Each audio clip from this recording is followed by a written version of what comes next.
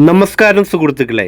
ഇന്നത്തെ വീഡിയോയിൽ ഐക്യരാഷ്ട്രസഭയിൽ 2025 സെപ്റ്റംബർ, അതായത് ഈ മാസം നമ്മുടെ വിദേശകാര്യമന്ത്രി എസ് ജയശങ്കർ നടത്തിയ അഭിപ്രായത്തെക്കുറിച്ചാണ്. അദ്ദേഹം ആദ്യമായി തന്നെ അഭിസംബോധന ചെയ്തത്, ഈ അതുല്യ സ്ഥാപനം സ്ഥാപിതമായിട്ട് 8 പതിറ്റാണ്ടുകൾ ശേഷമാണ് നമ്മൾ ഇവിടെ സമ്മേളിച്ചിരിക്കുന്നത്. UN ചാർട്ട് നമ്മളോട് ആവശ്യപ്പെടുന്നത് യുദ്ധം തടയുക മാത്രമല്ല, സമാധാനം സ്ഥാപിക്കാനാണ്. അവകാശങ്ങളെ സംരക്ഷിക്കുക മാത്രമല്ല, ഓരോ മനുഷ്യന്റെയും അന്തസ്സ് ഉയർത്തിപ്പിടിക്കാനാണ്. നീതിയുടെയും പുരോഗതിയുടെയും ശാശ്വതമായ സ്വാതന്ത്ര്യത്തിന്റെയും ലോകം വരും തലമുറക്ക് പൈതൃകമായി ലഭിക്കുന്നതിനായി നമ്മുടെ ശക്തികളെ ഒന്നിപ്പിച്ചുകൊണ്ട് നല്ല അയൽക്കാർ എന്ന നിലയിൽ നിലകൊള്ളാൻ അത് നമ്മെ സഹായിക്കുന്നു. UN സ്ഥാപിതമായതിനു ശേഷം ചരിത്രം അഴിച്ചുവിട്ട ശക്തികൾ ഈ സ്ഥാപനത്തെ മുന്നോട്ട് നയിച്ചു. കൊളോണിയൽ ഭരണത്തിൽ നിന്നുള്ള മോചനം മുന്നേറിയപ്പോൾ ലോകം അതിൻ്റെ സ്വാഭാവിക വൈവിധ്യത്തിലേക്ക് മടങ്ങാൻ തുടങ്ങി. ഐക്യരാഷ്ട്രസഭയിലെ അംഗത്വം 4 മടങ്ങായി വർദ്ധിപ്പിക്കുകയും സംഘടനയുടെ പങ്കും ദൗത്യവും ഗണ്യമായി വർദ്ധിക്കുകയും ചെയ്തു. ആഗോളവൽക്കരണത്തിന്റെ ഈ യുഗത്തിൽ അതിൻ്റെ അജണ്ട കൂടുതൽ വികസിച്ചു. വികസന ലക്ഷ്യങ്ങൾ കേന്ദ്രസ്ഥാനത്ത് തന്നെ എത്തി. അതേസമയം കാലാവസ്ഥ വ്യതിയാനം ഒരു പൊതു മുൻഗണനയായി ഉയർന്നു വരുന്നു. ഇപ്പോഴും വ്യാപാരത്തിന് കൂടുതൽ പ്രാധാന്യം ലഭിച്ചു. അതേസമയം ഭക്ഷണ ആരോഗ്യ ലഭ്യത ആഗോളക്ഷേമത്തിന് അംഗീകരിക്കപ്പെട്ടു. സുരക്ഷയുടെ കാര്യത്തിൽ UN സമാധാന പരിപാലന പ്രവർത്തനങ്ങൾ ഏറ്റെടുക്കുകയും നിരായുധീകരണ ചർച്ചകൾ പ്രോത്സാഹിപ്പിക്കുകയും ചെയ്തു. തൻഫലമായി പ്രധാനപ്പെട്ട ആഗോള വിഷയങ്ങൾ ചർച്ച ചെയ്യാനുള്ള സ്വാഭാവിക വേദിയായി നമ്മുടെ UN മാറി. UN പ്രതീക്ഷകൾക്കൊത്ത് എങ്ങനെ ഉയർന്നു എന്ന് ഇന്ന് നമ്മൾ നമ്മളോട് തന്നെ ചോദിക്കേണ്ടതുണ്ട്. ലോകത്തിന്റെ അവസ്ഥയിലേക്ക് ഒന്ന് നോക്കൂ. 2 പ്രധാന സംഘർഷങ്ങൾ നടന്നുകൊണ്ടിരിക്കുന്നു. ഒന്ന് ഉക്രൈനിലും മറ്റൊന്ന് മിഡിൽ ഈസ്റ്റ് ഏഷ്യയിലും. എണ്ണമറ്റ മറ്റ് സംഘർഷ കേന്ദ്രങ്ങൾ വാർത്തകളിൽ പോലും ഇന്ന് ഇടം നേടുന്നില്ല. കാലാവസ്ഥ വ്യതിയാനത്തിന്റെ കാര്യത്തിൽ ആവർത്തിച്ചുള്ള പ്രതിബന്ധങ്ങളുടെയും കണക്കുകളിലെ സർഗാത്മകതയുടെ യാഥാർത്ഥ്യമാണ് നിലനിൽക്കുന്നത്. കാലാവസ്ഥ പ്രവർത്തനങ്ങൾ തന്നെ ചോദ്യം ചെയ്യപ്പെടുമ്പോൾ കാലാവസ്ഥ നീതിക്ക് എന്ത് പ്രതീക്ഷയാണ് ഉള്ളത്? നൂറ്റാണ്ടിലൊരിക്കൽ സംഭവിക്കുന്ന ഒരു മഹാമാരി നമ്മെ ബാധിച്ചപ്പോൾ വാക്സിനുകളിലേക്കും യാത്രയിലേക്കുമുള്ള പ്രവേശനത്തിന് തുറന്ന വിവേചനം നമ്മൾ അന്നു കണ്ടു. ഊർജ ഭക്ഷ്യ സുരക്ഷകൾ സംഘർഷങ്ങളുടെയും തടസ്സങ്ങളുടെയും ആദ്യത്തെ ഇരകളായി അന്ന്. പ്രത്യേകിച്ച് 2022 മുതൽ മെച്ചപ്പെട്ട സമൂഹങ്ങൾ ആദ്യം ലഭ്യത ഉറപ്പാക്കിക്കൊണ്ട് സ്വയം ഒറ്റപ്പെട്ടു. വിഭവങ്ങൾ കുറഞ്ഞവർ അതിജീവിക്കാൻ നെട്ടോട്ടമോടി. അതിനുശേഷം അവർക്ക് കേൾക്കേണ്ടി വന്നത് വെറും ധാർമ്മിക പ്രഭാഷണങ്ങൾ മാത്രമാണ്. വ്യാപാരത്തിന്റെ കാര്യത്തിലോ വിപണിയിൽ അധിഷ്ഠിതമല്ലാത്ത സമ്പ്രദായങ്ങൾ, നിയമങ്ങളും ഭരണകൂടങ്ങളും നേടി. തൻഫലമുണ്ടായ കേന്ദ്രീകരണം ലോകത്തെ അപകടത്തിലേക്കാക്കി. അതിനു പുറമെ ഇപ്പോൾ നമ്മൾ താരിഫ് അസ്ഥിരതയും അനിശ്ചിതമായ വിപണി പ്രവേശനവും കാണുന്നു.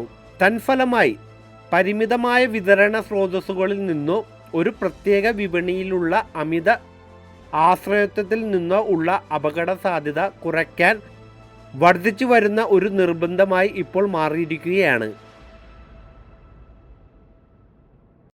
സാമ്പത്തിക ആശയങ്ങൾക്ക് മറ്റ് മാനങ്ങളുമുണ്ട്. വർദ്ധിച്ച സാങ്കേതിക വിദ്യ നിയന്ത്രണം ഒന്നാണ്. വിതരണ ശൃംഖലകളിലും സുപ്രധാന ധാതുക്കളിലുമുള്ള പിടി മറ്റൊന്നാണ്.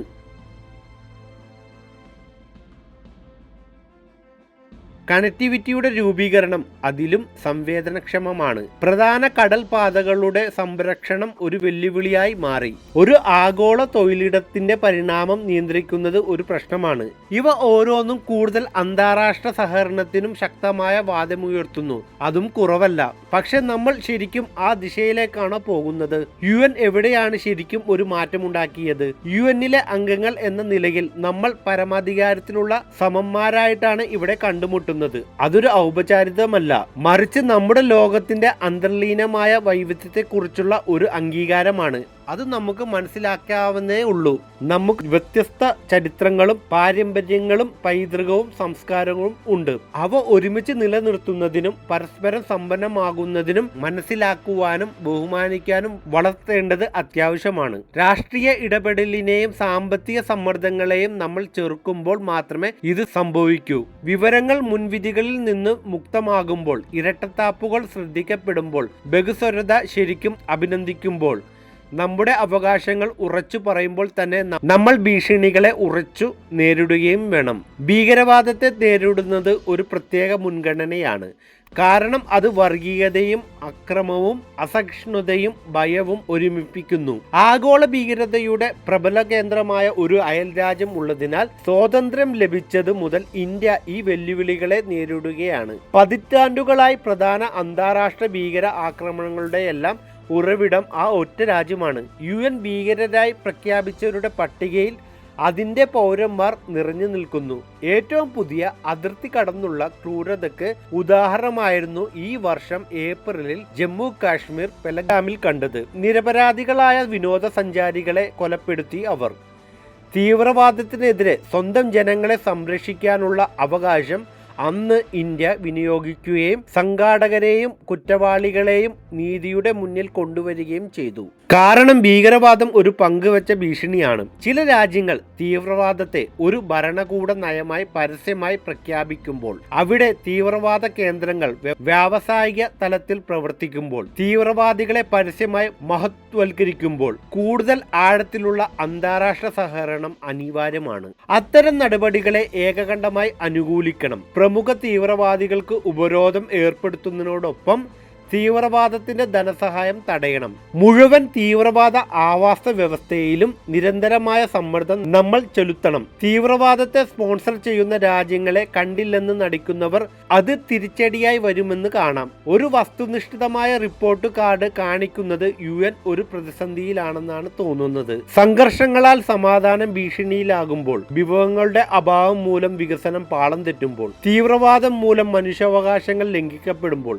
UN സ്തംഭനാവസ്ഥയിൽ തുടരുന്നു. പൊതുവായ അഭിപ്രായം രൂപീകരിക്കാനുള്ള അതിന്റെ കഴിവ് കുറയുമ്പോൾ ബഹുരാഷ്ട്രവാദത്തിലുള്ള വിശ്വാസവും കുറയുന്നു. UN-ന്റെ വിശ്വസ്തത ഇല്ലാതാക്കുന്നത് പ്രധാന കാരണം പരിഷ്കരണത്തോടുള്ള എതിർപ്പാണ്. ഭൂരിഭാഗം അംഗങ്ങളും മാറ്റം ശക്തമായി ആഗ്രഹിക്കുന്നു, പക്ഷേ നടപടിക്രമങ്ങൾ ഫലത്തിലേക്കുള്ള ഒരു തടസ്സമായി മാറുകയാണ്. ഈ വിരോധാഭാസം നമ്മൾ കാണുകയും പരിഷ്കരണ അജണ്ടയെ ലക്ഷ്യബോധത്തോടെ അഭിസംബോധന ചെയ്യുകയും ചെയ്യേണ്ടത് അനിവാര്യമാണ്. ആഫ്രിക്കയോട് ചെയ്തത് ചരിത്രപരമായ അനീതിക്ക് പരിഹാരം കാണണം. നമ്മൾ കൗൺസിലിലെ സ്ഥിരാംഗത്വവും താൽക്കാലിക അംഗത്വവും കൂടുതൽ വികസിപ്പിക്കണം. പരിഷ്കരിച്ച ഒരു കൗൺസിൽ യാഥാർത്ഥത്തിൽ പ്രാതിനിധ്യമുള്ളതായിരിക്കണം. കൂടുതൽ ഉത്തരവാദിത്തങ്ങൾ ഏറ്റെടുക്കാൻ ഇന്ത്യ തയ്യാറാണ്. ഇന്ന് ആഗോള ദക്ഷിണാർത്ഥത്തിൽ, അതായത് ഗ്ലോബൽ സൗത്തിൽ ദുരവസ്ഥ പ്രത്യേകിച്ച് രൂക്ഷമാണ്. പ്രധാനമന്ത്രി നരേന്ദ്രമോദിയുടെ നേതൃത്വത്തിലുള്ള ഭാരതം സംഭാവന ചെയ്യാനുള്ള കടമയും പ്രോത്സാഹിപ്പിക്കാനുള്ള ബാധ്യതയും ഉണ്ടെന്ന് വിശ്വസിക്കുന്നു. അതുകൊണ്ടാണ് ഞങ്ങൾ 78 രാജ്യങ്ങളിലായി 600-ൽ അധികം പ്രധാന വികസന പദ്ധതികളും എണ്ണമറ്റ കമ്മ്യൂണിറ്റി അധിഷ്ഠിത സംരംഭങ്ങളും ഏറ്റെടുത്തിരിക്കുന്നത്. അവ വലിയ അടിസ്ഥാന സൗകര്യങ്ങൾ മുതൽ ചെറിയ ഉപജീവന മാർഗങ്ങൾ വരെയുണ്ട്. ശേഷി വർദ്ധിപ്പിക്കൽ മുതൽ ജനങ്ങളുടെ ക്ഷേമം വരെ, മൂർത്തമായ ആസ്തികൾ മുതൽ വിദ്യാഭ്യാസം പരിശീലനവും വരെ നീളുന്നു. അത് പ്രതിസന്ധികളുടെ നിമിഷങ്ങളിൽ കലുഷിതമായ കാലഘട്ടങ്ങൾ നമ്മൾ മുന്നോട്ട് വരണമെന്ന് ആവശ്യപ്പെട്ടു. പ്രത്യേകിച്ച് നമ്മുടെ തൊട്ടടുത്ത പ്രദേശങ്ങളിൽ ഇന്ത്യ ഇക്കാര്യത്തിൽ സന്നദ്ധ കാണിച്ചിട്ടുമുണ്ട്. സാമ്പത്തികം, ഭക്ഷണം, വളം, ഇന്ധനം എന്നിവയുടെ കാര്യത്തിലായാലും നമ്മുടെ അയൽക്കാരുടെ അടിയന്തര ആവശ്യങ്ങളോട് ഞങ്ങൾ പ്രതികരിച്ചു നല്ലതുപോലെ. കാലാവസ്ഥ സംഭവങ്ങളും സംഘർഷങ്ങളും കാരണം സഹായത്തിനായുള്ള ആവശ്യം സൃഷ്ടിച്ചിട്ടുണ്ട്. ഞങ്ങളുടെ വളരുന്ന കഴിവുകൾ പ്രതിഫലിച്ചുകൊണ്ട് ഭാരതം ആദ്യം പ്രതികരണ ശേഷിയുള്ള രാജ്യമാകാൻ ശ്രമിച്ചു. ആവശ്യമായ മരുന്നുകളോ ദുരിതാശ്വാസ സാമഗ്രികളോ ആകട്ടെ, ഒരു ഫീൽഡ് ഹോസ്പിറ്റലിന്റെ പ്രവർത്തനങ്ങളിലോ ലാബ് ഫിറ്റ്മെന്റ് ക്യാമ്പുകളിലോ ആകട്ടെ, ഈ ശ്രമങ്ങൾ കഴിഞ്ഞ വർഷം 19 രാജ്യങ്ങളെ സഹായിച്ചു. അഫ്ഗാനിസ്ഥാനിലെയും മ്യാൻമാറിലെയും ജനങ്ങൾ അടുത്ത കാലത്ത് ഭൂകമ്പങ്ങളിൽ ഇന്ത്യയുടെ സഹായ ഹസ്തം കണ്ടു. വടക്കൻ അറബിക്കടലിൽ സുരക്ഷിതമായ വാണിജ്യം ഉറപ്പാക്കുന്നതിനും കടൽക്കൊള്ളയെ ചെറുക്കുന്നതിനും കപ്പലുകൾക്ക് നേരെയുള്ള ആക്രമണങ്ങൾ തടയുന്നതിനുമുള്ള ഞങ്ങളുടെ ശ്രമങ്ങളും എടുത്തു പറയേണ്ടതാണ്. UN സമാധാന പരിപാലന പ്രവർത്തനങ്ങളിലുള്ള ഇന്ത്യൻ പാരമ്പര്യം തുടരുകയാണ്. വ്യക്തമായി പറഞ്ഞാൽ ഞങ്ങളുടെ സൈനികർ സമാധാനം ഉറപ്പാക്കുന്നു, ഞങ്ങളുടെ നാവികർ മാരിടൈം ഷിപ്പിംഗ് സംരക്ഷിക്കുന്നു, ഞങ്ങളുടെ സുരക്ഷാ സേന ഭീകരവാദത്തെ പ്രതിരോധിക്കുന്നു, ഞങ്ങളുടെ ഡോക്ടർമാരും അധ്യാപകരും ലോകമെമ്പാടും മാനവ വികസനം സുഗമമാക്കുന്നു, ഞങ്ങളുടെ വ്യവസായം താങ്ങാനാകുന്ന ഉൽപ്പന്നങ്ങൾ നിർമ്മിക്കുന്നു, ഞങ്ങളുടെ ടെക്കികൾ ഡിജിറ്റലൈസേഷൻ പ്രോത്സാഹിപ്പിക്കുന്നു. ഞങ്ങളുടെ പരിശീലന സൗകര്യങ്ങൾ ലോകത്തിനായി തുറന്നിട്ടിരിക്കുകയാണ്. ഇതാണ് ഞങ്ങളുടെ വിദേശ നയത്തിന്റെ കാതൽ. നമ്മൾ ഓരോരുത്തർക്കും സമാധാനത്തിനും സമൃദ്ധിക്കും സംഭാവന നൽകാൻ അവസരമുണ്ട്. സംഘർഷങ്ങളുടെ കാര്യത്തിൽ, പ്രത്യേകിച്ച് ഉക്രൈനിലും ഗാസയിലും, നേരിട്ട് ബന്ധമില്ലാത്തവർ പോലും അതിൻ്റെ ആഘാതം അനുഭവിച്ചു. എല്ലാ കക്ഷികളുമായി ഇടപെടാൻ കഴിയുന്ന രാജ്യങ്ങൾ പരിഹാരങ്ങൾ കണ്ടെത്തുന്നതിൽ മുന്നോട്ട് തന്നെ വരണം. ശത്രുത അവസാനിപ്പിക്കാൻ ഇന്ത്യ ആഹ്വാനം ചെയ്യുന്നു. സമാധാനം പുനഃസ്ഥാപിക്കാൻ സഹായിക്കുന്ന ഏത് സംരംഭത്തെയും ഞങ്ങൾ പിന്തുണയ്ക്കും. പ്രധാനമന്ത്രി മോദിയുടെ കാഴ്ചപ്പാട് കാരണം കഴിഞ്ഞ ദശകത്തിൽ ഭാരതത്തിലും പരിവർത്തനപരമായ മാറ്റങ്ങൾ ഉണ്ടായിട്ടുണ്ട്. ഞങ്ങളുടെ ഡിജിറ്റൽ പൊതു അടിസ്ഥാന സൗകര്യങ്ങൾ ഭരണനിർവഹണത്തെ പുനർനിർവചിക്കുകയും പൊതുസേവനങ്ങൾ അത്ഭുതപൂർണമായ തോതിൽ വിതരണം ചെയ്യാൻ പ്രാപ്തമാക്കുകയും ചെയ്തു.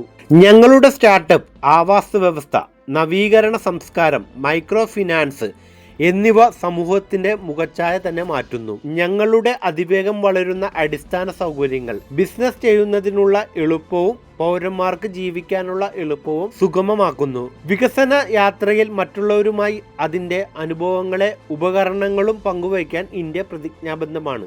ഒരു ഡിജിറ്റൽ ക്രോസ് കട്ടിംഗ് സാങ്കേതികവിദ്യ എന്ന നിലയിൽ ആർട്ടിഫിഷ്യൽ ഇൻ്റലിജൻസ് വികസനത്തിന് പ്രത്യേക സാധ്യതയുണ്ട്. മനുഷ്യക്ഷേമത്തിനായി ഉത്തരവാദിത്വത്തോടെ അതിനെ ഉപയോഗപ്പെടുത്തുക എന്നതാണ് ഇന്ത്യയുടെ സമീപനം. 2026 ഇന്ത്യ ആതിഥേയത്വം വഹിക്കുന്ന ഉച്ചകോടിയുടെ ഇൻക്ലൂഷൻ ആൻഡ് ഇമ്പാക്റ്റ്, ഉൾപ്പെടുത്തലും സ്വാധീനവും ആയിരിക്കും പ്രധാന മുദ്രാവാക്യങ്ങൾ. 3 പ്രധാന ആശയങ്ങളെ അടിസ്ഥാനമാക്കിയാണ് ഭാരതം സമകാലിക ലോകത്തെ സമീപിക്കുന്നത്. 1. ആത്മനിർഭർ ഭാരത് അല്ലെങ്കിൽ സ്വയം പര്യാപ്തത. അതിനർത്ഥം നമ്മുടെ സ്വന്തം കഴിവുകൾ വികസിപ്പിക്കുക എന്നതാണ്. നമ്മുടെ സ്വന്തം ശക്തികൾ കെട്ടിപ്പടുക്കുക, നമ്മുടെ സ്വന്തം കഴിവുകളെ പരിപോഷിപ്പിക്കുക എന്നതാണ്. അതിൻ്റെ ഫലങ്ങൾ നമ്മൾ ഇതിനകം കാണുന്നുണ്ട്. അത് നിർമ്മാണം, ബഹിരാകാശ പരിപാടികൾ, ഫാർമ ഉൽപ്പാദനം അല്ലെങ്കിൽ ഡിജിറ്റൽ ആപ്ലിക്കേഷനുകൾ എന്നിവയിലാവട്ടെ.